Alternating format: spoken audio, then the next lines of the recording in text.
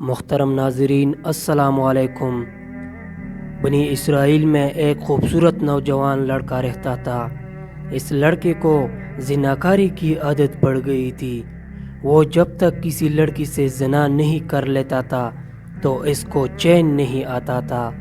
وہ ہر روز کسی نہ کسی لڑکی کو گھر بلا کر اس سے بدکاری کیا کرتا تھا۔ اس کا روزانہ کا معمول تھا کہ وہ جس لڑکی سے زناکاری کرتا تھا اس لڑکی کا نام اپنی ڈائری پر لکھ لیا کرتا تھا۔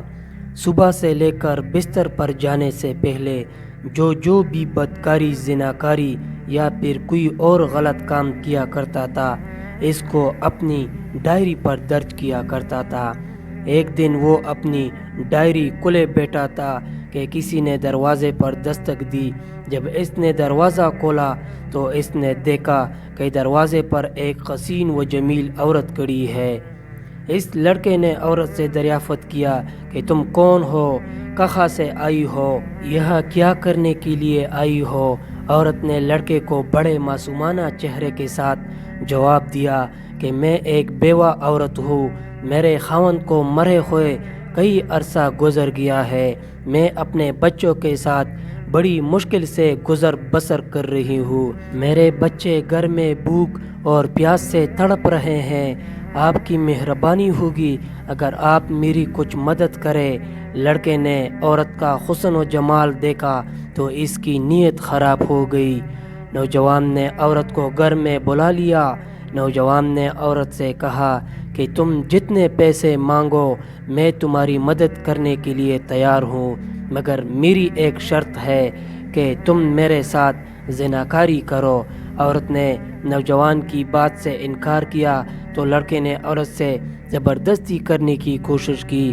جب نوجوان نے عورت کو اپنی باہوں میں لے لیا تو عورت چیخ و پکار کرنے لگی۔ عورت نے اللہ تعالیٰ سے دعا کی، اے اللہ مجھے اس بدکار زانی نوجوان سے بچا لے، اے اللہ میری عزت کی حفاظت فرما۔ عورت نے اللہ سے دعا کرنے کے بعد لڑکے کو کہا، اے نوجوان تم بدکار ہو، زانی ہو، کیا تم کو موت یاد نہیں ہے؟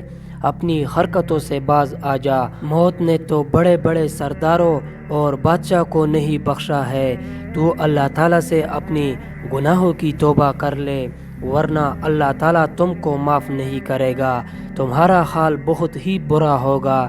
تمہارا کیا خیال ہے کہ اس بند کمرے میں تمہیں کوئی یہ بدکاری کرتے نہیں دیکھے گا؟ بے شک اللہ ہر جگہ موجود ہے۔ عورت کی بات سن کر نوجوان کے دل میں اللہ تعالیٰ کا خوف پیدا ہو گیا۔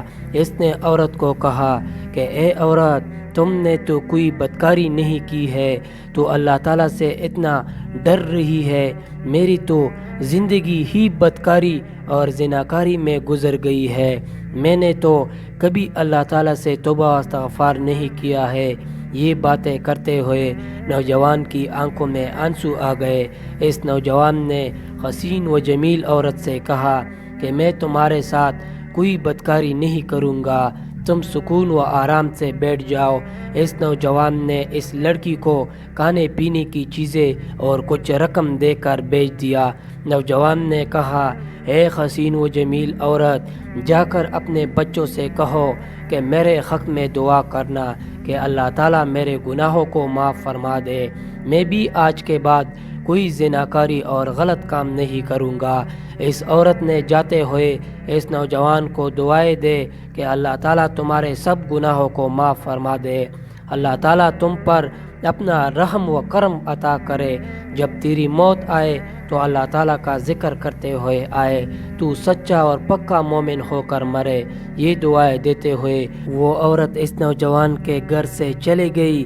جب عورت اس نوجوان کا گھر چھوڑ کر چلی گئی تو نوجوان کے دل میں خیال آیا کہ میں نے اپنی جوانی کا یہ سب سے نیک کام کیا ہے، کیوں نہ اپنے گناہوں کو مٹا کر اب سے نیکیاں لکھنا شروع کروں۔ چنانچہ اس نے ڈائری پر یہ کام لکھنے کے لیے ڈائری کو کھولا تو دیکھ کر حیران رہ گیا کہ ڈائری بالکل صاف تھی، اس پر کچھ نہیں لکھا ہوا تھا۔ اللہ تعالیٰ نے اس بیوہ عورت کی دعا سے اس نوجوان کے سب گناہوں کو معاف فرما دیا تھا۔ نوجوان نے ساری ڈائری کے ایک ایک صفحہ کو دیکھا تو ہر صفحہ نیا اور صاف تھا، جیسا کہ اس پر کچھ لکھا ہی نہیں ہوا تھا۔ وہ اپنی ڈائری کھلے ہوئے بیٹھا کہ اس بندے کو ایک غائب سے آواز سنائی دی، اے اللہ تعالیٰ کے بندے، اللہ تعالیٰ نے تمہارے سارے گناہوں کو معاف فرما دیا ہے، اللہ تعالیٰ تمہارا بن چکا ہے، تو اللہ تعالیٰ کا بن چکا ہے۔ جب تیری موت آئے گی تو وہ ایمان پر ہی آئے گی۔ اس دن کے بعد وہ نوجوان ہر وقت اللہ تعالیٰ کی عبادت میں مصروف رہا کرتا تھا۔ اللہ تعالیٰ سے دعا ہے کہ اللہ تعالیٰ ہم کو نیک کام کرنے اور برے کاموں سے نیکی کی ہدایت عطا فرمائے، آمین۔ محترم ناظرین، امید کرتا ہوں کہ آپ سب لوگوں کو یہ ویڈیو پسند آئی ہوگی۔